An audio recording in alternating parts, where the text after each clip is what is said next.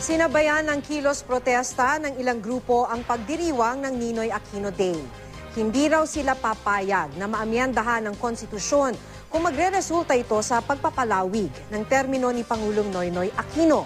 Makibalita tayo kay Joy Segui.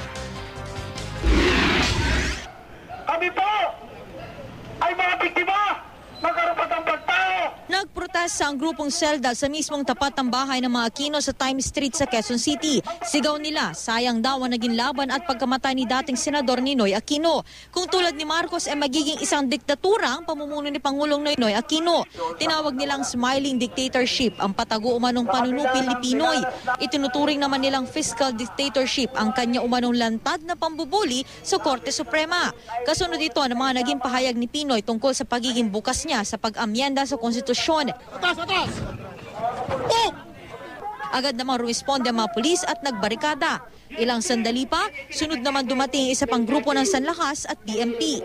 Batikos nila, inuuna pa raw ng Pangulo ang charter change kaysa sa mga problema sa trabaho at presyo ng mga bilihin. Nauna nang nilinaw ng palasyo na wala pang desisyon si Pinoy ukol sa charter change o term extension. Sa gitna ng rally sa Quezon City, nagsama-sama naman sa Manila Memorial Park sa Parañaque City ang magkakapatid na Aquino. Dumalo sila sa isang misa para gunitain ang ika-31 anibersaryo ng pagkamatay ng kanilang ama. Dumalo rin sa misa si Senate President Franklin Drilon at iba pang personalidad. Sa gitna nito, sabi ni Father Daniel Tansip, chaplain ng PSG. Kung ako lang po ang masusunod, ako isang ordinaryong pari lang. In this personal note, sana hindi na matapos yung paglilingkod ng ating mahal na Pangulo. Pero sabi ni Bishop Deogracias Iniguez na nagmisa rin para kay Ninoy sa Makati City, hindi tama yun. Kontra ako ron. Sapagkat kung babaguhin mo ang konstitusyon dahil lamang sa isang tao o sa isang grupo, hindi tama yun. Kasama ni Bishop Iniguez ang grupong United Makati Against Corruption o UMAC na nag-alay ng bulaklak sa monumento ni Ninoy.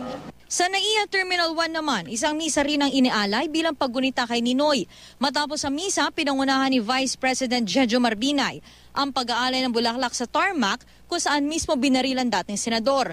Dito ginawa rin si Binay ng Medal of Valor ng Ninoy Aquino Movement. Joy Segui, Nagbabalita, Pilipinas.